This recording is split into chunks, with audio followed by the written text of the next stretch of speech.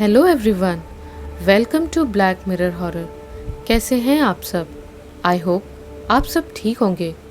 आज मैं आपके लिए जिनजादी और वो सौदा का आखिरी भाग लेकर आई हूँ और उम्मीद करती हूँ कि आपको ये कहानी पसंद आएगी।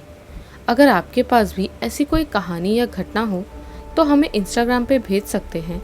हम आपकी कहानियों को अपनी वीडियोस के ज़रिए लोगों तक पहुँचाएंगे। इंस्टाग्राम लिंक डिस्क्रिप्शन में है। कहानी पसंद आए तो वीडियो को लाइक और चैनल को सब्सक्राइब ज़रूर कीजिएगा। और अगर आपने इस कहानी के पिछले 3 भाग नहीं देखे हैं तो पहले आप उन्हें देख ले, वरना आपको आगे की कहानी समझ में नहीं आएगी। उनके लिंक डिस्क्रिप्शन बॉक्स में हैं। तो चलिए शुरू करते हैं आगे की कहानी। ज़फ़र, हाँ मेरे अम्मी अब्बू मतलब कि जिनजादी अतीरा और फैज़ल साहब। आरिफ, तुम तो धमाके पे धमाके किए जा रहे हो। इतना सस्पेंस, वो अब तक कैसे कुछ भुगत सकते हैं? 2 सदियां बीत गई हैं इस बात को। ज़फ़र, आजमाइशों के दौर से गुज़रकर मुकम्मल हर दास्तां होती हैं। इबादतों से ढल जाए जो रूह में, वही आशनाई खुदाई मेहरबान होती है। तुम्हारे सब सवालों के जवाब तुम्हारे फैज़ल साहब मतलब अब्बू की डायरी की आगे की दास्तां में है।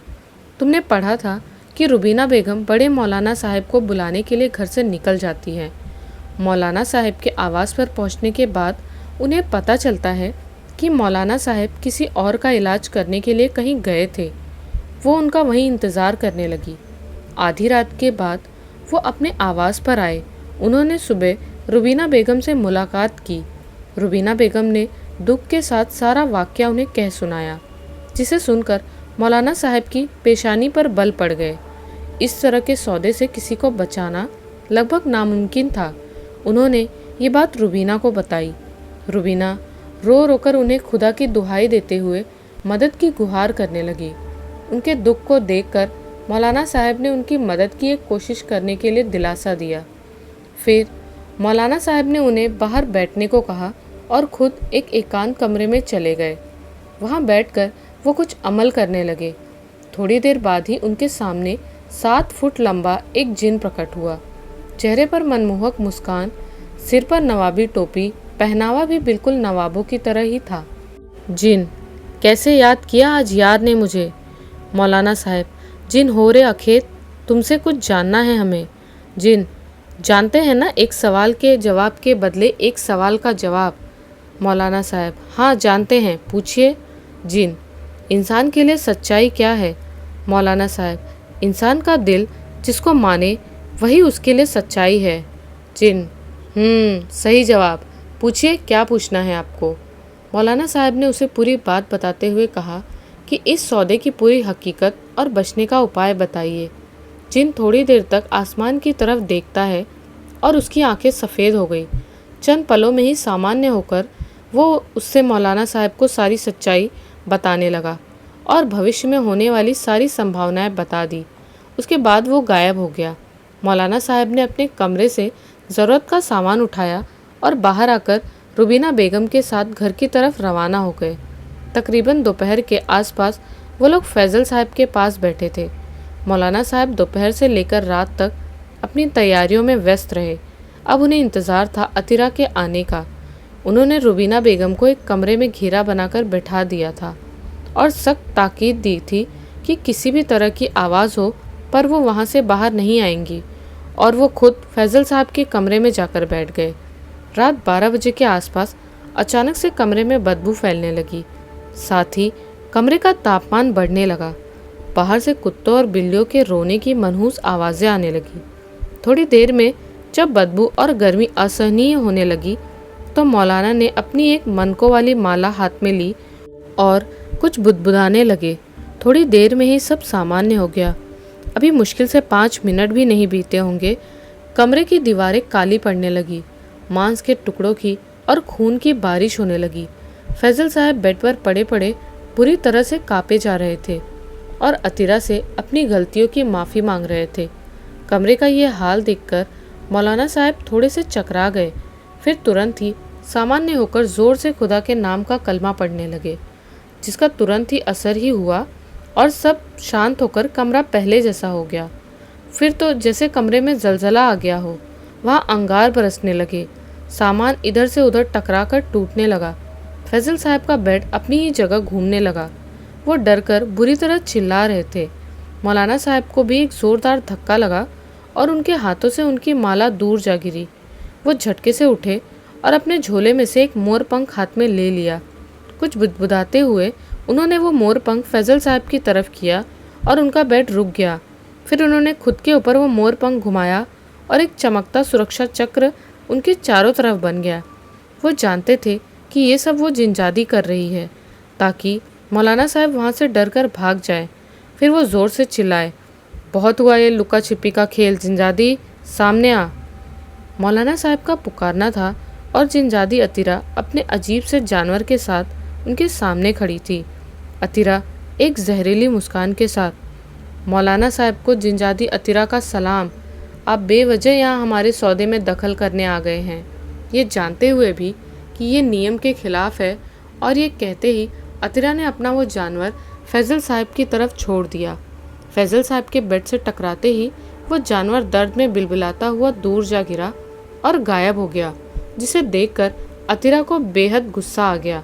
उसने मौलाना साहब पर अपनी ऊर्जा से वार कर दिया। उन्होंने उसका वार रोक दिया। थोड़ी देर तक उन दोनों के बीच इसी तरह का घमासान होता रहा। फिर मौलाना साहब ने एक बंधन अतीरा के ऊपर फेंक दिया और वो उसमें बंध गई।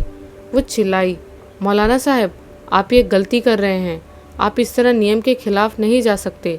मैं इसे नहीं ले जा सकी तो कोई और इसे ले जाएगा, लेकिन इस इंसान की रूह का गुलाम बनना तय है, और वो इसे किस तरह का गुलाम बनाएगा उसका इसे ख्वाबों में भी तसव्वुर नहीं हो सकता। मौलाना साहब, पहले हमारी पूरी बात और सच्चाई सुन लो, उसके बाद जो तुम्हें करना होगा वो तुम कर लेना। अतीरा, किस सच्चाई की बात कर रहे हैं आप कि कैसे इस इंसान ने इश्क और अपनों से ज़्यादा लालच को चुना, जैसे इसने मेरे सदियों के इंतज़ार पर पानी फेर दिया। मौलाना साहब, तुम्हें बहुत कुछ जानना बाकी है जिनजादी, किसी का धोखा और फरेब जानना बाकी है। उसके बाद मौलाना साहब अतीरा को पूरी सच्चाई बताते चले गए। सच्चाई सुनते सुनते अतीरा की आंखों से अश्क बहने लगे और चेहरा गुस्से से तमतमाने लगा। वहीं फैजल साहब भी ये सब सुनकर आश्चर्य में पड़ गए। उन सब के अलावा कोई और भी था जो सदफ की सच्चाई सुनकर खुद को कोस रहा था। वो थी गुलजान परी, जो अतीरा और फैजल साहब का बुरा हश्र देखने आई थी। अब उसके सामने पूरा सच था। उसे खुद पर बेहद गुस्सा आ रहा था कि अपने बदले की भावना से उसने दो प्यार करने वालों को जुदा कर दिया और सदियों तक तड़पने के लिए छोड़ दिया। फिर वो ध्यान से उन सबकी बातें सुनने लगी, शायद उसे कोई तोड़ मिल जाए। अतीरा तेज़ आवाज़ में, सदफ, तुझे राख के ढेर में मैं ही बदलूंगी। मौलाना साहब, लेकिन अब कुछ नहीं हो सकता। मेरे प्यार को पाने की मेरी सारी उम्मीद ख़त्म हो चुकी है। मुझे फैज़ल को ले जाना पड़ेगा, वरना कोई और जिन आकर इसकी रूह को अपने कब्ज़े में करके इसका बहुत बुरा हश्र करेगा। मैं तो फिर भी इसको काफ़ी रियायत दूंगी। और ये कहने के साथ ही उसने फैज़ल की तरफ अपना हाथ किया और उसका बंधन खुल गया। इसी के साथ फैज़ल भी तड़पने लगा, उसका निशान भी बुरी तरह से जलने लगा। मौलाना साहब जल्दी से बोले, इसका भी हल है हमारे पास, खुदा हमेशा एक रास्ता खुला रखता है। अतीरा रुक गई और सवालिया नज़रों से उन्हें देखने लगी। उधर से गुलजान भी कान लगाकर सुनने लगी। मौलाना साहब, बस मुझे कुछ अमल करना होगा, तुम्हें सिर्फ नाम के लिए मेरा गुलाम बनना होगा, और तुम्हारे साथ तुम्हारी गुलाम फैज़ल साहब की रूह को मुझे तोहफे में भेंट करना होगा। फिर मैं उस रूह को वापस इनके शरीर में डाल दूंगा, और इसके बाद न ही उनके ऊपर सौदे का कोई निशान होगा और न ही कोई जिन उनके पीछे पड़ेगा। अतीरा कश्मकश में पड़ गई। मुझे गुलाम बनाने के बाद अगर इन्होंने मुझे छोड़ा नहीं तो? उसे पेशो पेश की हालत में देखकर मौलाना साहब उसके मन का हाल समझ गए। वो उससे बोले, मुझ पर यकीन करो, अपने उस जिन के लिए अपने प्यार पर यकीन करो। मैं तुम्हें कैद करके नहीं रखूँगा, खुदा की कसम तुम्हें रिहा कर दूँगा। अतीरा ने अच्छे से सोच विचार करके हाँ कर दी। फिर मौलवी साहब ने एक जगह ज़मीन को पाक किया और फैज़ल साहब को सहारा देकर वहाँ लिटा दिया। फिर अतीरा से उन्होंने उसका एक जवाहिर मांगा और उसे भी फैज़ल साहब के बगल में लेटने को कहा। अतीरा ने अपने हाथ का एक ब्रेसलेट उतार कर उन्हें पकड़ा दिया और फैज़ल साहब की बगल में लेट गई। फिर एक काले धागे से फैजल साहब के हाथों के अंगूठे को अतिरा के हाथ के अंगूठे के साथ बांध दिया। उसके बाद वो कुछ अमल करने लगे और वो ब्रेसलेट चमकने लगा, जो इस बात का सबूत था कि अतिरा अब उनकी गुलाम हो चुकी है। उसके बाद उन्होंने अतिरा से फैजल साहब की रूह को जिनिस्तान का एक चक्कर लगवाकर जल्दी आने के लिए कहा। अतिरा ने फैजल साहब के शरीर की तरफ अपना हाथ बढ़ाया और उनका निशान चमकने लगा। देखते ही देखते उनकी रूह उनके शरीर से जुदा हो गई और उनके शरीर का निशान भी गायब हो गया। इसी के साथ अतिरा फैजल साहब की रूह को लेकर वहाँ से गायब हो गई।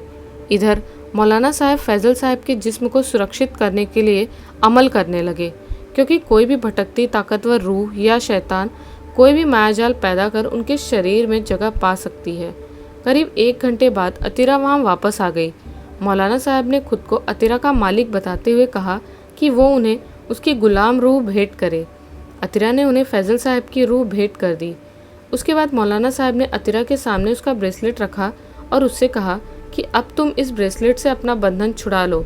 लेकिन गुलजान परी की बद्दुआ का असर अभी खत्म नहीं हुआ था। इधर अतिरा उस ब्रेसलेट से अपना बंधन छुड़ाने का अमल कर रही थी, उधर मौलवी साहब फैजल साहब की रूह को उनके शरीर में डालने वाले थे। तभी अचानक से एक साथ कई घटनाएं हुई। सबसे पहले एक जिस्म उन लोगों के बीच में आकर गिरा, जिससे मौलाना साहब और अतिरा की क्रियाएं रुक गई। वो जिस्म रुबीना बेगम का था। शायद मौलाना साहब के बार बार समझाने पर भी वो कमरे से बाहर आ गई थी। फिर वहाँ एक ज़ोरदार धमाका हुआ। इसी के साथ अतिरा का जिस्म एक ओर लुढ़क गया और उसके सामने पड़ा वो ब्रेसलेट और तेज़ी से चमकते हुए लुढ़कने लगा। मौलाना साहब फैजल साहब से थोड़ा दूर गिर पड़े।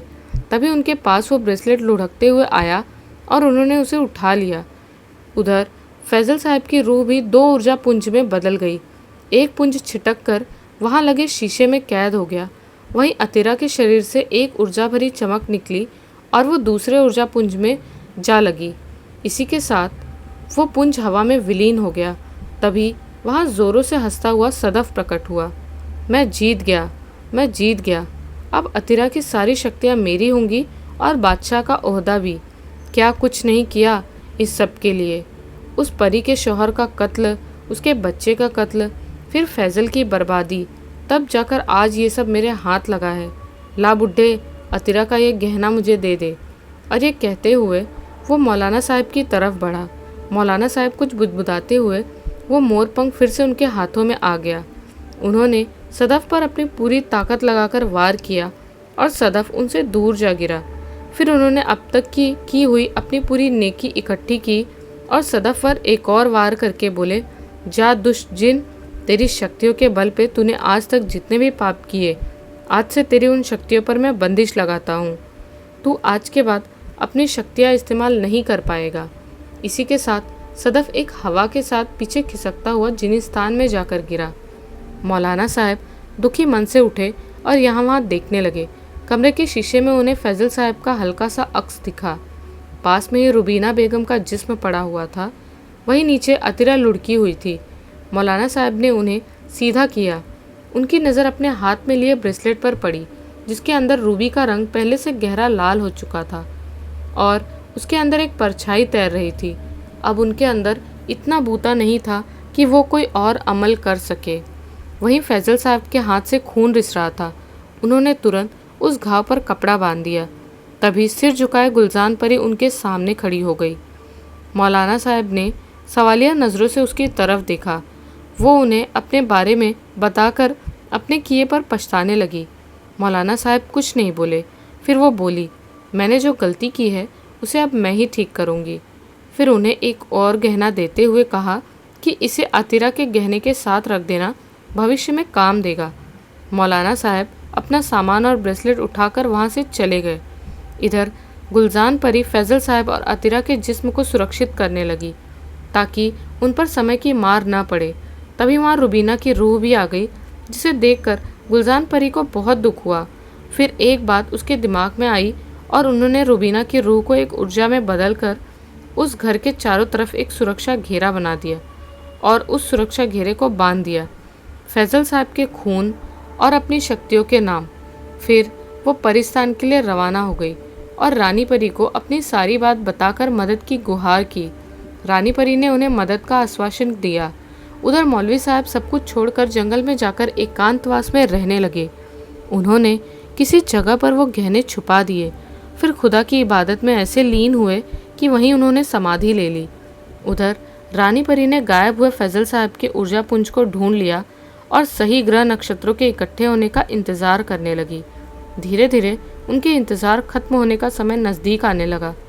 फिर गुलजान परी एक इंसान का रूप धरकर फिर से इंसानी दुनिया में आई। उन्होंने नदीम खान नाम के एक इंसान से शादी की। फिर एक निश्चित समय पर जब वो ग्रह नक्षत्र इकट्ठे हुए तो रानी परी ने उस ऊर्जा पुंज को उनकी कोख में रोपित कर दिया। उसके 9 महीने बाद उनके यहाँ एक बच्चे ने जन्म लिया जिसका नाम आरिफ खान रखा गया, और उस आरिफ के कंधे के पास बाजू पर एक पंखनुमा निशान था जिसकी चमक ने सदफ को बता दिया कि उसकी मौत जन्म ले चुकी है।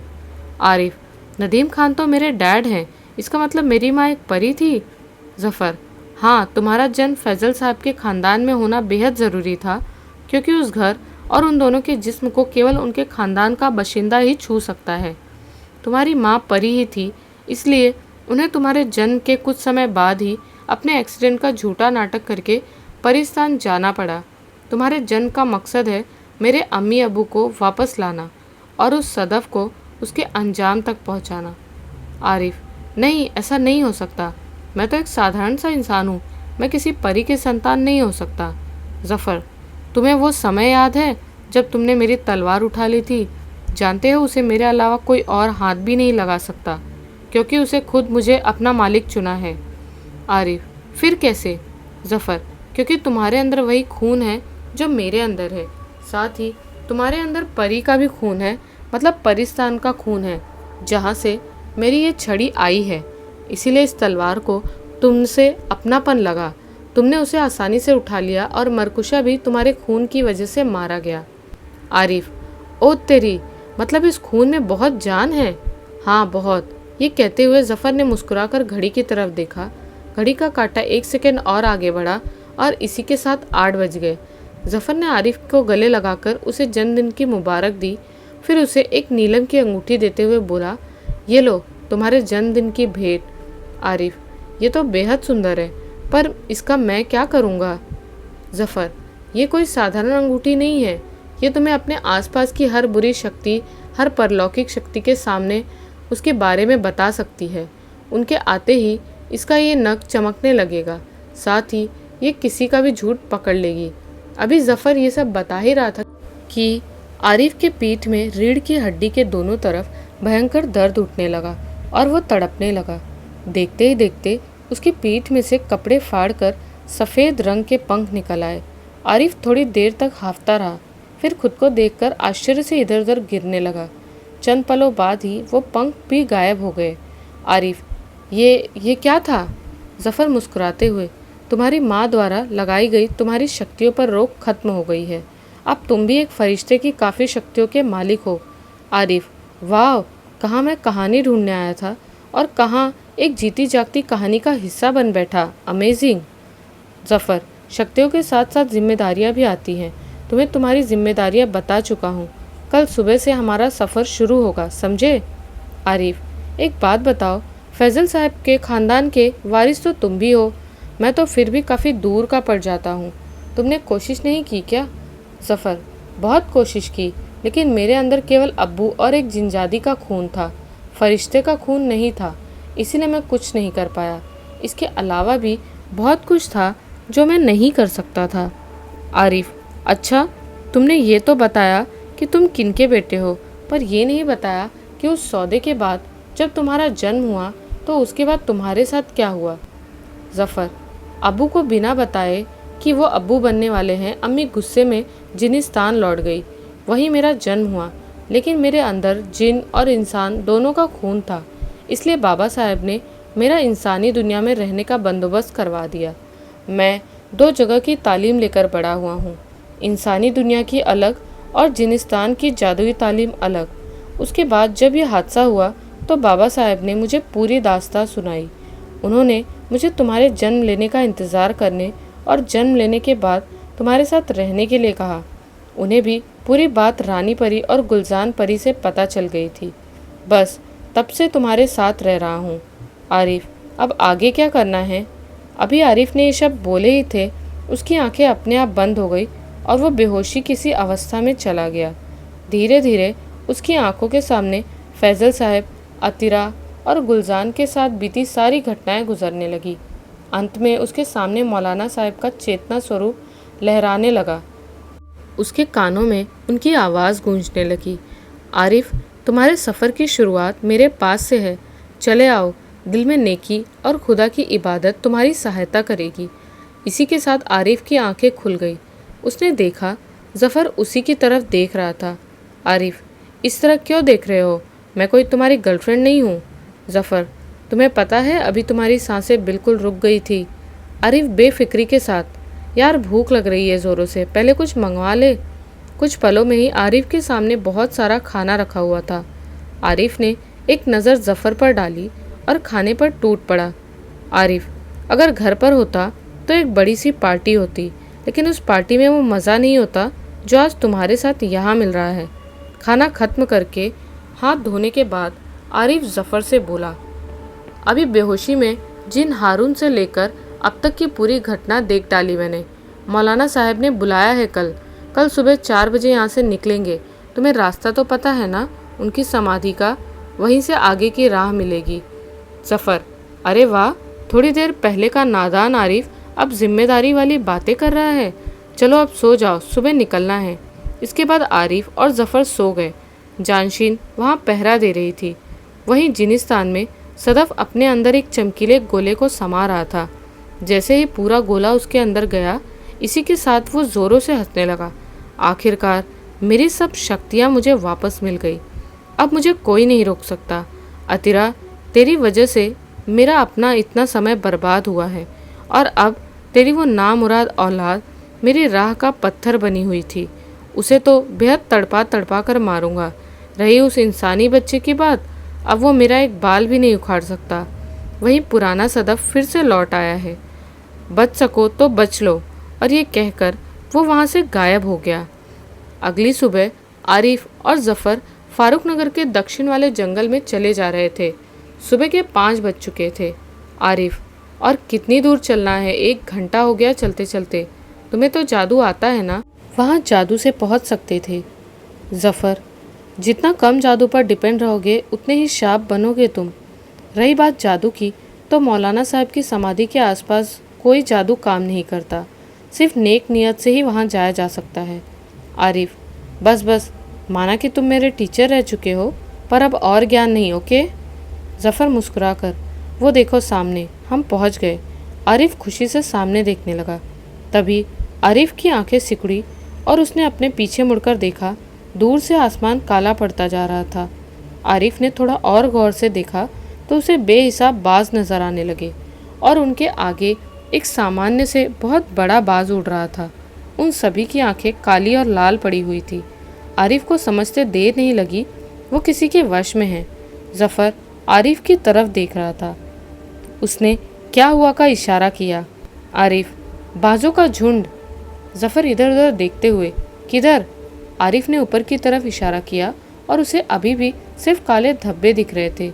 उसके बाद उसने मुंह में कुछ पढ़ा और वापस से बाजों की दिशा में देखा तो उसे भी वो बाज दिखने लगे। उसने जानशीन को बुलाने के लिए मुंह खोला ही था कि आरिफ ने मना कर दिया। इसी के साथ आरिफ के पर निकल आए और वो उड़ता हुआ उन बाजों के सामने चला गया। उनके सामने पहुंचकर उसने अपनी आंखें बंद की और एकदम से खोल दी। उसकी आंखों में एक नीली रोशनी निकली और सभी बाज उस रोशनी में नहा गए। रोशनी पड़ते ही उन पर किया वशीकरण खत्म हो गया और वो सब जिधर से आए थे उधर लौट गए, सिवाय एक के, वही आगे वाला बड़ा बाज। वो बाज एकदम से आरिफ के ऊपर झपटा। आरिफ दूसरी तरफ चला गया। इस वजह से उस बाज को और गुस्सा आया और वो अपने पंजे आगे करके फिर से आरिफ पर झपटा। आरिफ उससे बचने के लिए साइड में हुआ तो सही, पर उस बाज का एक पंजा उसकी बाजू को छीलता हुआ चला गया। नीचे से ज़फ़र इस लड़ाई को देख रहा था। आरिफ को आसमानी लड़ाई का कहाँ इतना इल्म था? उसे तो अभी अभी पंख मिले थे। वो ऊपर से ही चिल्लाया, अबे ऐसे देखता ही रहेगा या मुझे बचाने का कोई इंतज़ाम करेगा? ये तो भारी पड़ रहा है मुझ पर। जफ़र तेज़ आवाज़ में, हीरो किसे बनना था थोड़ी देर पहले। फिर उसने जानशीन को आवाज़ लगाई। आवाज़ लगते ही जानशीन अपने वही बड़े और आग वाले रूप में बास के सामने आ गई। जानशीन के आते ही आरिफ भी नीचे उतर आया। शो ऑफ कहीं का, आरिफ मन में बोला। जफ़र उसे व्यंग भरी मुस्कान फेंकता हुआ आरिफ को देखे जा रहा था। आरिफ जफ़र की इस मुस्कान को देखकर झेप गया।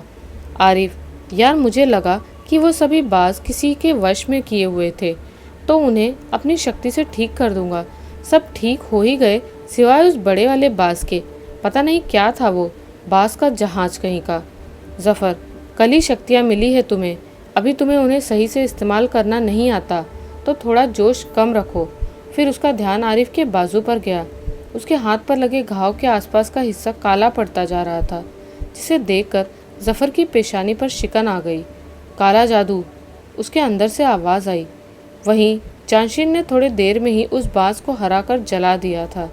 जफ़र बेचैनी के साथ, आरिफ चलो जल्दी समाधि पर, तुम्हारे हाथ पर लगा घाव साधारण नहीं है, अब तो वही कुछ कर सकते हैं। आखिर आरिफ और जफ़र कोई बात का जवाब दिए बिना ही समाधि की तरफ बढ़ गए और वहां पहुंचकर घुटनों के बल बैठ गए। फिर अपने हाथ आगे करके अपनी आंखें बंद कर ली और खुदा की इबादत करने लगा। इसी के साथ मन से मौलाना साहब के अपने सामने आने की दुआ मांगने लगा। दुआ करते करते आरिफ को 2 घंटे होने लगे थे। धीरे धीरे वो कालापन उसके पूरे शरीर पर फैलता जा रहा था। अब बस सिर बचा था, लेकिन आरिफ अपनी इबादत में गुम था। तभी आरिफ के कानों में मौलाना साहब की आवाज़ पड़ी, आंखें खोल मेरे बच्चे। ये सुनते ही आरिफ ने अपनी आंखें खोल दी। अब उसकी आंखों से आंसू बह रहे थे और वो एक और लुढ़क गया। मौलाना साहब ने उसके सर पर हाथ फेरा और धीरे धीरे आरिफ के शरीर का कालापन खत्म हो गया। उधर जफ़र भी उन्हें देखकर सिर झुकाकर उनके सामने बैठ गया। उन्होंने उसे भी सिर पर हाथ फेरकर दुआएं दी। आरिफ अब बिल्कुल ठीक होकर उनके सामने बैठा था। फिर मौलाना साहब ने आरिफ की आंखों पर हाथ रखा और कुछ पढ़ने लगे। इसी के साथ आरिफ की आंखों के आगे अपनी मंजिल का रास्ता नजर आने लगा। दिमाग में सब कुछ शब्द उभरने लगे। उसके बाद मौलाना साहब ने अपना हाथ हटा लिया। मौलाना साहब, जफ़र बेटा, तुमने एक अच्छी औलाद होने का फ़र्ज़ और अपनी जिम्मेदारियों को बखूबी निभाया है। अब आगे और भी कठिन रहा है। सदफ को उसकी शक्तियाँ मिल चुकी हैं, वो निकल पड़ा है तुम लोगों के पीछे। तुम्हें आरिफ का हमसाया बनकर रहना होगा। जफ़र सिर झुकाकर, जी बाबा। मौलाना साहब, अब मैं चलता हूँ, खुदा तुम्हें सही राह बख्शे, तुम दोनों को फ़तेह मिले। उनके जाते ही आरिफ उठ जाता है और जफ़र से कहता है, चलो अब मुझे रास्ता पता है, आज रात तक पहुँच ही जाएंगे। फिर उसने अपने पंख फैलाया और उड़ गया। जफ़र, अब कौन शो ऑफ बन रहा है, आरिफ के बच्चे? फिर उसने जानशीन को बुलाया और उसके ऊपर बैठकर आरिफ के पीछे उड़ गया। अब वो चल दिए पश्चिम के जंगलों की तरफ। अपनी मंजिल पर पहुंचते पहुंचते उन्हें रात हो गई। जब वो नीचे उतरे तो उनके सामने एक बड़ा सा बेहद खूबसूरत पेड़ था, जिसकी पत्तियां हल्की गुलाबी थी। आरिफ, वाह कितना सुंदर पेड़ है, ये कहकर आरिफ ने एक कदम आगे बढ़ाया था कि उसके कानों में कुछ भिनभिनाने की आवाज़ पड़ी। जफ़र ने आरिफ को नीचे देखा और झुका दिया। तभी उनके ऊपर से मधुमक्खियों जैसा झुंड निकला, पर यह झुंड चमक रहा था। आरिफ, अरे जुगनुओं का झुंड, लेकिन जुगनुओं का झुंड भी होता है क्या? आरिफ ने खुद से ही सवाल किया। जफ़र, नहीं, ये जुगनू नहीं, भिज्जियाँ थी, मांसखोर छोटी छोटी परियों जैसी जीव, जो किसी से एक बार चिपक जाए तो उसका सिर्फ कंकाल ही बचता है। लगता है ये पेड़ ही इनका घर है। आरिफ चकित होकर, फिर कैसे मिलेगा हमें वो सामान? जफ़र, सोचो, दिमाग तो तुम्हारे पास भी है ना? आरिफ घूर कर उसे देखने लगा, फिर कुछ सोचकर एक और चल दिया।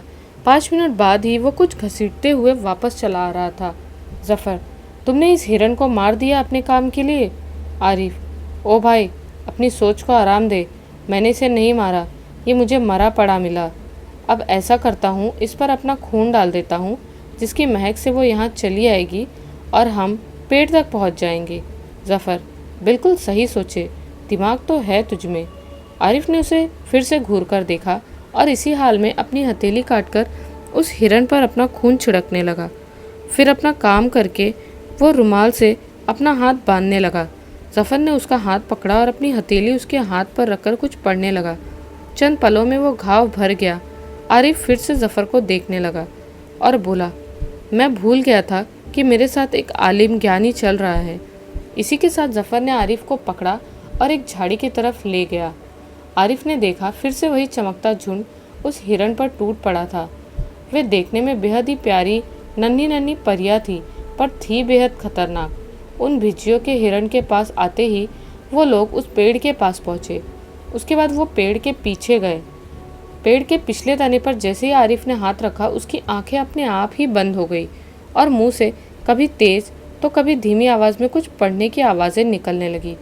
इसी के साथ ही तने से कुछ कांटे निकलकर आरिफ की हथेली में धंस गए और हथेली से खून रिसकर पेड़ के तने पर बनी दरारों में भरने लगा। जब वहां आसपास की दरारों ने एक निशान की शक्ल अख्तियार कर ली तो आरिफ ने अपना हाथ हटा लिया और खुद ब खुद उसकी हथेली ठीक हो गई। पेड़ पर बने निशान के बीच में एक छोटा सा कोटर खुल गया। आरिफ ने उस कोटर में हाथ डाला और 2 ब्रेसलेट उसके हाथ में आ गए। वो उन्हें देखने लगा। एक ब्रेसलेट में लगा लाल रूबी उसे देखा हुआ सा लगा। तभी उसे उसमें एक तैरती हुई परछाई नजर आई। उसे देखते ही उसे वो सामने वाली परछाई शीशा और फैजल का नाम सुनाई देना याद आ गया। अब उसे समझ आया कि उसे पुकारने वाली अतिरा थी। फिर वो दूसरे ब्रेसलेट को देखने लगा। वह एक सांप का आकार लिए अजीब सा ब्रेसलेट था। अभी तो वो उसे अपनी हथेली पर रखकर देख ही रहा था कि जैसे उस ब्रेसलेट में एक जान आ गई हो। वो सांप की तरह लहराता हुआ उसकी कलाई तक आया और उसकी कलाई से चिपककर फिर से उस ब्रेसलेट में तब्दील हो गया। जफ़र भी ये सब आश्चर्य से देख रहा था। आरिफ ने दूसरा ब्रेसलेट जफ़र की तरफ ये कहकर बढ़ा दिया कि तुम्हारी अम्मी का ब्रेसलेट। तभी उनके कानों में भिज्जियों के भिनभिनाने की आवाज़ पड़ी और वो दोनों एक दूसरे को देखने लगे। आरिफ और जफ़र ने एक पल के लिए एक दूसरे को देखा। फिर उन्होंने सामने की तरफ देखा। सामने एक गोलाई में भिज्जियाँ भिनभिना रही थी और कभी दाएं तो कभी बाएं एक लय में लहरा रही थी। एकदम वो उन दोनों पर हमला करने के लिए आगे बढ़ी। वो उन तक पहुंचती इससे पहले ही जफ़र ने एक आग की दीवार अपने सामने खड़ी कर दी। आरिफ भी उस दीवार के दायरे में आ गया। आग देखकर वो भिज्जियाँ अजीब सी आवाज़ में चिल्लाने लगी, जिसकी वजह से उन दोनों के कानों में दर्द होने लगा। थोड़ी देर बाद ही उनके कानों से खून निकलना शुरू हो गया। आरिफ, इस तरह से तो ये हमें बैठे बिठाए ही मार देंगी। तेरी जानशीन कहाँ है? जफ़र, कब से अपने मन में उसे आवाज़ दे रहा हूँ, सुन ही नहीं रही है। फिर जफ़र ज़ोरों से जानशीन को पुकारने लगा। आरिफ मन में, लगता है मुझे ही कुछ करना पड़ेगा, देखता हूँ क्या होता है। ये सोचते ही उसने अपने मुंह से एक चीख निकाली। उसके चीखने की आवाज़ आवृत्ति पास में तो कम थी, पर दूर जाते जाते उसकी आवृत्ति तेज़ होती जा रही थी। जैसे ही वो आवाज़ भिज्जियों से टकराई, वो सभी तितर बितर होकर यहाँ वहाँ गिर पड़ी। अब उनमें इतना भी दम नहीं था कि वो उठ सके। उनसे निकलने वाली रोशनी धीरे धीरे कम पड़ती जा रही थी। उधर जफ़र जानशीन को पुकारे जा रहा था। उसे किसी अनहोनी की आशंका होने लगी। वो लोग वहाँ से निकलकर जंगल से वापसी के रास्ते पर चलने लगे। आरिफ आसमान में उड़कर जानशीन को पुकार रहा था और जफ़र ज़मीन पर ही आगे बढ़ता हुआ उसे पुकार रहा था। आरिफ को थोड़ी दूर पर कुछ चमकता हुआ दिखा। वो तुरंत नीचे उतरा और जफ़र को उस दिशा में कुछ होने की संभावना बताई। फिर वो दोनों उधर की ओर चल दिए। वहाँ पहुंचकर उन्होंने देखा कि जानशीन एक बड़े से पिंजरे में बंद है और सामने सदफ बैठा हुआ है। पिंजरा बहुत तेज़ चमक रहा था। उसके चारों तरफ भेड़िए किसी पालतू जानवर की तरफ बैठे हुए थे। सदफ उन्हें देखते ही उठ खड़ा हुआ। आओ मेरे बच्चों, कैसे हो तुम दोनों? अब तुम्हें अतिरा की ताकतें मिल ही गई होंगी, तो अच्छे बच्चों की तरह वो मुझे दे दो। आरिफ, ओ चचा, किस भुलाए में बैठे हो? अपनी मौत को बच्चा कहते हुए मैं पहली बार सुन रहा हूँ। सदफ, मौत? किसकी मौत? यहाँ तो मुझे 2 बेवकूफ़ बच्चे दिख रहे हैं जिन्हें ये तक नहीं पता कि वो चंद पलों में राख का ढेर बनने वाले हैं। अब देखो ना, जफ़र अपनी इस प्यारी सी चिड़िया के बिना क्या करेगा? बेकार है ये और तुम बच्चे। तुम्हें तो कल ही अपने बारे में पता चला है। कहाँ से लाओगे मुझसे लड़ने के लिए तजुर्बा? इसलिए होश में आओ और वो गहना मुझे दे दो। आरिफ, चचा क्या बोलियो की गोलियां फेंक रहे हो? लगता है बुढ़ापे में सिर्फ बातें बनाना रह गया है, दमखम तो सब खत्म हो गया है। रही तजुर्बे की बात, वो तो कभी भी कहीं से भी हासिल कर सकते हैं आजकल के जवान। ना ना, तुम्हारी पीढ़ी के बस का नहीं है ये सब, इसलिए जाओ और खुदा की इबादत में दिन बिताओ। जफ़र तो बस अपनी जानशीन को देखे जा रहा था। आज तक वो कभी कैद में नहीं रही थी। उसे पता था जानशीन इस वक्त किस तकलीफ़ में है। उसने अपनी छड़ी को भी पुकारा था, पर वो भी नहीं आ पा रही थी। शायद सदफ ने पिंजरे पर कोई जादू किया हुआ था। आरिफ की बातें सुनकर सदफ को गुस्सा आ गया। उसने अपने पास बैठे भेड़िए को एक इशारा किया और इसी के साथ भेड़िया उनकी तरफ दौड़ पड़े। आरिफ ये देखते ही जानशीन वाले पिंजरे की तरफ भागा और चिल्लाया, जानशीन पीछे। जैसे ही जानशीन पीछे हुई, आरिफ ने अपने हाथ को झटका दिया और उसके हाथ का ब्रेसलेट एक कोड़े के रूप में उसके हाथ में आ गया। उसमें से बिजली छूट रही थी। फिर आरिफ ने उस कोड़े को पिंजरे की दिशा में झटक दिया और उस बिजली से वो पिंजरा कटता हुआ चला गया। इसी के साथ जानशीन भागते हुए जफ़र की ओर आई और जफ़र को अपनी चोंच में दबाकर ऊपर उड़ गई। उधर वो भेड़िया जो जफ़र पर पंजा मारने ही वाला था, वो जानशीन के पंखों की फड़फड़ाहट की वजह से दूर जा गिरा। आरिफ पिंजरा तोड़ने के साथ ही पीछे मुड़ा और भेड़ियों की तरफ देखकर अपनी पलकें बंद की, फिर खोल ली। इसी के साथ उनकी आंखों से निकली रोशनी ने आसपास के पूरे क्षेत्र को घेर लिया। भेड़ियों पर रोशनी पड़ते ही उन पर किया गया वशीकरण जादू खत्म हो गया और वे कूं कूं करके वहां से भाग खड़े हुए। सदफ आश्चर्य के साथ वहां खड़ा खड़ा ये सब देख रहा था। तभी उसने एक ऊर्जा आरिफ पर फेंकी। आरिफ ने उसे अपने कोड़े से रोक लिया। इसके बाद सदफ एक के बाद एक ऊर्जा फेंकता गया। आरिफ उस कोड़े से वार को रोकते हुए उसे इस तरह जल्दी जल्दी घुमा रहा था कि उसके आगे एक शील्ड बन गई, जिससे टकराकर वो सारी ऊर्जा यहाँ वहाँ छितरा गई। आरिफ पर अपने वार का कोई असर होता हुआ न देखकर सदफ ने अपने जादू से एक गुलाम जिन को बुलाया और वहाँ से गायब हो गया। वो जिन एक आदमकद भेड़िए की तरह दिख रहा था, आधा भेड़िया आधा इंसान। दिखने में इतना खूंखार और डरावना था कि कोई भी उसको देखकर दहशत के मारे मर जाता। उसने वहाँ आते ही आरिफ पर छलांग लगा दी। आरिफ उस पर अपना कोड़ा बरसाते हुए खुद को बचा रहा था, लेकिन उस जिन पर उस कोड़े का असर नहीं हो रहा था। आरिफ को कुछ सूझ ही नहीं रहा था कि इससे वो कैसे निपटे। तभी उस जिन को एक तीर आकर लगा और वो वहीं ढेर हो गया। इसी के साथ जफ़र वहाँ आया और जिन में से निकले काले धुएं को उस ताबीज़ में कैद कर लिया और बोला, खुदा तुम्हें सीधी अक्ल बख्शे। आरिफ, सिर्फ एक तीर से तुमने इसे मार दिया, कैसे?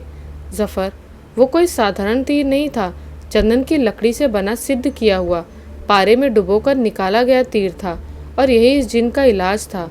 आरिफ, ओह। जफ़र, ये ओ बाद में कर लेना, पहले चलो यहाँ से, पता नहीं किस ओर से कौन सी मुसीबत आ जाए। आरिफ, ये क्या तुम हर वक्त धौस जमाते रहते हो? मैं कोई छोटा बच्चा नहीं हूँ, अब आराम से भी कर सकते हो। जफ़र, प्यारे आरिफ, जल्दी से चलिए यहाँ से, हम मुसीबत का टोकरा सिर पर लेकर चल रहे हैं, तो जल्दी करिए। आरिफ ने उसे घूरते हुए अपने पंख निकाले और वहाँ से उड़ गया। जफ़र भी उसके पीछे जानशीन के ऊपर बैठकर उड़ चला। उन लोगों की मंजिल अब फैजल साहब की हवेली थी। वो लोग जैसे ही नहर के ऊपर से जाने लगे, उन्हें सामने से तेज झटका लगा, जिसकी वजह से आरिफ ने हवा में ही 2-4 गुलाटी खाई। उसके माथे पर चोट लगने से लाल निशान पड़ गया। फिर उन्होंने हाथ लगाकर देखा तो वहाँ एक दीवार खड़ी थी। जफ़र, ये सदफ का काम है ताकि हम हवेली तक ना पहुँचे। आरिफ, अब क्या करें, कैसे हटाएं? जफ़र, मिल करके, भूलो मत हमारा मकसद क्या है, हमारी किस्मत ने हमें चुना है इस काम के लिए। इसके बाद जफ़र अपनी तलवार को बुलाता है और आरिफ भी अपने हाथ को झटकता है और कोड़ा उसके हाथ में आ जाता है। फिर वो दोनों एक साथ उस दीवार पर वार करते हैं और दीवार में एक दरार आ जाती है। ये देखकर आरिफ खुश हो जाता है और जफ़र की तरफ देखता है। इसके बाद उन्होंने साथ में 4 और वार किए। इसी के साथ वो दीवार टूट गई। अब वो लोग हवेली की तरफ चल पड़े। वहाँ पहुँचे तो उन्होंने देखा कि हवेली के सामने तो जिन्नों की फ़ौज खड़ी है। भांति भांति के जिन वहाँ लड़ने को तैयार खड़े हैं। आरिफ ने एक बार जफ़र की तरफ देखा, फिर उन जिन्नों की तरफ मुड़कर एक ज़ोरदार चीख मारी। इसी चीख के साथ काफ़ी जिन हवा में उड़ गए। फिर वो दोनों मैदान में कूद पड़े। आरिफ अपने कोड़े से और जफ़र अपनी तलवार से उन्हें घायल किए जा रहा था। थोड़ी देर बाद ही वो लोग हवेली के गेट के बाहर खड़े थे। आरिफ ने अपने हाथ में चीरा लगाया और खून की चंद बूंदें उस दीवार पर छिड़क दी। इसी के साथ एक ज़ोरदार आवाज़ हुई। घर के चारों तरफ धूल का गुबार उठा। इसी के साथ सभी जिन भी वहाँ से गायब हो गए। आरिफ और जफ़र दौड़ते हुए उस कमरे में पहुँचे जिसमें फैज़ल साहब और अतीरा का जिस्म पड़ा हुआ था। आरिफ ये देखकर चकित रह गया कि वो दोनों इतनी सदियों के बाद भी ऐसे लग रहे थे जैसे अभी सोकर उठ जाएंगे। सबसे ज़्यादा वो चौंका अपनी और फैज़ल साहब की शक्ल को देखकर। हूबहू एक जैसी दिख रहे थे दोनों, बस उम्र का फ़र्क था। तभी आरिफ को मौलाना साहब द्वारा दिखाए शब्द याद आए। उसने जफ़र से वो ब्रेसलेट मांगा। जफ़र का ध्यान तो अपने अम्मी अब्बू की तरफ था। वो उन्हें देखने में ऐसा मग्न था कि उसे आरिफ की आवाज़ सुनाई नहीं दी। आरिफ ने जब उसे हिलाया तो उसे होश आया। फिर आरिफ ने जफ़र से वो ब्रेसलेट लेकर अपने कटे हाथ को उस पर रख दिया, जिसकी वजह से फैज़ल साहब का ख़ानदानी खून उस ब्रेसलेट पर आ गया और ब्रेसलेट में थोड़ी सी चमक भी आ गई। आरिफ ने जफ़र से पूछा, भाई ये पाक आप कहाँ मिलेगा? जफ़र की आंखों से तो आंसू बह रहे थे। कितनी सदियों से वो अपने अम्मी अब्बू के लिए तड़प रहा था और आज वो उनकी आंखों के सामने सो रहे थे। आरिफ की नज़र जफ़र के आंसुओं पर गई। लो मिल गया पाक-आब। खुशियाँ गम के सच्चे आंसू हमेशा पाक-आब होते हैं। ये सोचकर उसने जफ़र के गाल पर लुढ़कती हुई आंसू की एक बूंद को लिया और उस ब्रेसलेट पर डाल दिया। ब्रेसलेट थोड़ा और चमका, लेकिन काफ़ी देर तक वहाँ कुछ नहीं हुआ। तभी बाहर से सदफ ज़ोरों से हंसता हुआ उस कमरे में आया और आते ही जफ़र को उठाकर बाहर फेंक दिया। जफ़र के बाहर गिरते ही दरवाजे पे एक अदृश्य कवच भी बना दिया। फिर आरिफ की गर्दन पकड़कर उसे उठा लिया। तुम जैसे दो कौड़ी के इंसानी बच्चे टकराएंगे मुझसे, मुझ जैसे शक्तिशाली जिन से, और उठाकर दीवार पर दे मारा। आरिफ ने अपने हाथ को झटका दिया, लेकिन वो ब्रेसलेट इस कमरे में काम ही नहीं कर रहा था। तुझे मेरी मौत की वजह बताया था उस कुंभी ने। तुम जैसा मरगिल्ला साधारण सा बच्चा मेरी मौत बनेगा? उस दिन विकराल के हाथों से बच गया था, पर आज कौन बचाएगा? फिर सदफ वापस उसे मारने लगा और मारते मारते उसे अधमरा कर दिया। जब आरिफ बुरी हालत में एक तरफ गिरा तो अतीरा का ब्रेसलेट उसके हाथ में आ गया। उसके दिमाग में मौलाना साहब के शब्द गूंजने लगे, जिसने बिगाड़ा वही सुधारे, पहली का वार दूजी उतारे। सदफ ज़ोर ज़ोर से हंसते हुए, चल मान लिया तू मेरी मौत का फरमान है, तो फिर ये ले मेरा आखिरी वार और मेरी मौत के फरमान हुआ जलकर राख। ये कहते हुए सदफ ने आरिफ के ऊपर अपनी जादुई ऊर्जा फेंक दी।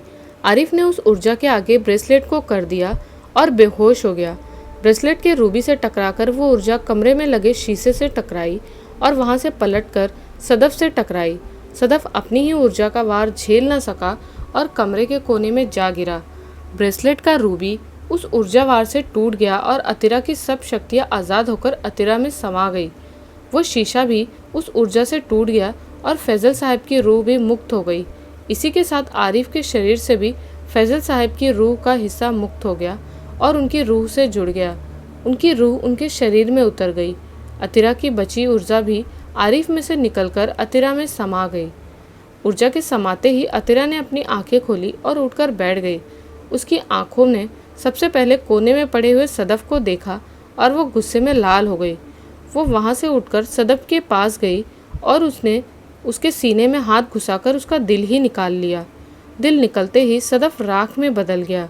सदफ के मरते ही दरवाजे का अदृश्य कवच टूट गया और जफ़र भागकर अपनी माँ से लिपट गया। अतीरा भी उसके सिर को बड़े प्यार से सहलाने लगी।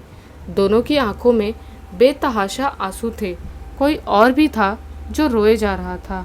वो थे फैज़ल साहब। उन्हें अतीरा के साथ बिताए सभी खुशनुमा पल याद आ गए थे। उस सौदे के दरमियान भी उन्हें वो पल याद आ गए थे, पर सदफ के वश में होने की वजह से वो उन भावनाओं को महसूस नहीं कर पाए थे। लेकिन आज पूरे दिल से वो अपने सच्चे इश्क को महसूस कर रहे थे। वो अपनी डबडबाई आंखों से अतीरा को देखते हुए बोले, अतीरा तुम जो भी हो, जैसे भी हो, मैं तुमसे बेपनाह मोहब्बत करता हूँ और हमेशा करता रहूँगा। सच्चे इश्क की पाक भावनाओं संग किए इजहार ने अपना जादू चला दिया और इजहार करते ही फैजल साहब फिर से अपने हारून वाले रूप में आ गए, जिसे देखकर वो तीनों बेहद खुश हो गए। माहौल बहुत ही खुशनुमा बन पड़ा था। आखिर जफ़र ने अपने अम्मी अबू को पा लिया था। तभी उनकी नज़र बेसुध पड़े आरिफ पर पड़ी। जफ़र दौड़कर उसके पास गया और उसकी नब्ज़ देखी। वो अब सांसें नहीं ले रहा था। जफ़र, मुझे माफ़ करना है दोस्त। मैं जानता था अबू की रूह के तुमसे जुदा होते ही शायद ही तुम बच पाओ, लेकिन यही तुम्हारी किस्मत थी।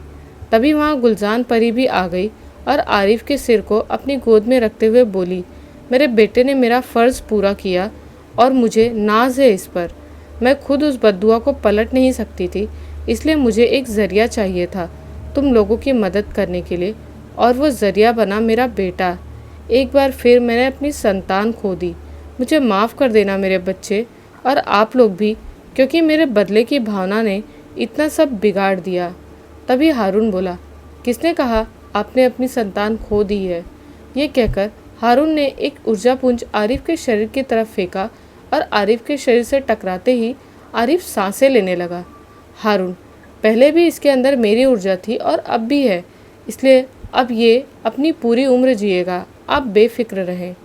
गुलजान परी ने आरिफ की फरिश्ते वाली शक्तियों पर फिर से पाबंदी लगा दी और ब्रेसलेट भी ले लिया। इधर अतिरा ने आरिफ के सिर पर हाथ रखा और उसकी फारूक नगर में कदम रखने से लेकर अब तक की सारी स्मृति भुला दी।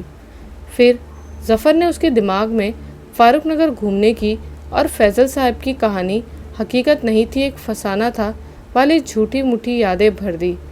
जफ़र, अम्मी, अब आपके असली हारून आ गए हैं तो मेरा नाम अब से जफ़र होगा, वरना काफ़ी उलझनें बढ़ जानी हैं। अतिरा, ठीक है मेरे प्यारे जफ़र। तभी उनके कानों में आरिफ के कराहने की आवाज़ आई। जफ़र को छोड़कर सभी लोग अदृश्य हो गए। आरिफ को एकदम से होश आया और वो उठकर बैठ गया। फिर सामने जफ़र को देखकर बोला, जफ़र मियाँ, मैं यहाँ ज़मीन पर क्या कर रहा था? जफ़र, क्या तुम्हें याद नहीं? आरिफ, नहीं तो क्या हुआ था? जफ़र, बरसों से बंद पड़ी हवेली को देखने तो बड़े फन्ने खा बनकर आए थे और यहाँ एक बिल्ली को देखकर डर की वजह से बेहोश हो गए। आरिफ, मुझे बिल्लियों से डर लगता है भाई। अब हर किसी को किसी न किसी चीज़ से डर लगता ही है, इसमें कौन सी बड़ी बात है? जफ़र, और कहानी मिली कि नहीं जिसके लिए आए थे? आरिफ, यार फैज़ल साहब ने पूरा उल्लू बनाया मुझे, सिर्फ फसाना ही था वो। डायरी हकीकत से कोसों दूर, फालतू में दिन वेस्ट कर दिए अपने। उधर गुलजान, हारून और अतिरा आरिफ की बातें सुनकर मुस्कुरा रही थी। जफ़र, अम्मा मियाँ छोड़ो ये सब, तुम्हें तो तुम्हारी उस डायरी की कहानी का अंत ही जानना था, तो फिर हम दोनों मिलकर उसका अपनी तरफ से एक अंत बनाकर तुम्हारे ब्लॉग में लिख देंगे। उसके अलावा भी तुम्हें एक और नई कहानी बताऊंगा। चलो तुम्हें उस कहानी का नाम बताता हूँ, हारून और उसका रूहानी सफ़र। आरिफ, ये किसकी कहानी है? जफ़र, हारून जिन की कहानी, उसके हारून से जफ़र बनने तक का सफ़र। आरिफ चौंक कर, क्या तुम हो इस कहानी के जफ़र? जफ़र, इस दुनिया में और भी जफ़र हैं यार। आरिफ, ओ। आरिफ और जफ़र वापसी की बस में बैठ चुके थे। कभी ख़त्म न हो वो कहानी है इश्क, असरार बहती नदी की रवानी है इश्क। गिरकर उठे, उठकर गिरे, रहे हर सबक से दूर, पत्थर भी पिघला दे वो जादू रूहानी है इश्क। हारून और अतिरा ने काफ़ी कुछ सहा था। वो जिन्नाती सौदा फैज़ल साहब के लिए काफ़ी दुखदाई रहा, लेकिन अतिरा ने भी कुछ कम नहीं भुगता था। इंतज़ार, जो हर किसी के बस की बात नहीं है, उसका दर्द अतिरा ने झेला था। लेकिन इसी सौदे ने हारून और अतिरा के फिर से मिलने की राह बनाई। एक सौदा जो दिखने में लालच का प्रतीक था, जिसकी वजह से अंधेरा आसपास मंडराने लगा था, वो तो एक नया सवेरे से पहले की रात निकला था। वो खंडहर वाला मोड़, और खंडहर आज भी है, लेकिन लोग अब उनसे नहीं डरते, क्योंकि हारून ने बादशाह बनते ही उस खंडहर वाले रास्ते को सबसे पहले बंद करवा दिया, ताकि कोई और फैज़ल वहाँ न आ पाए। उनके तो मददगार थे, पर क्या पता किसी को मदद ही ना मिले। इसी के साथ जिनजादी और वो सौदा की कहानी ख़त्म होती है। कैसी लगी आपको ये कहानी हमें कमेंट्स में ज़रूर बताइएगा। मिलती हूँ एक नए वीडियो में एक नई कहानी के साथ। तब तक के लिए बाय एंड टेक केयर।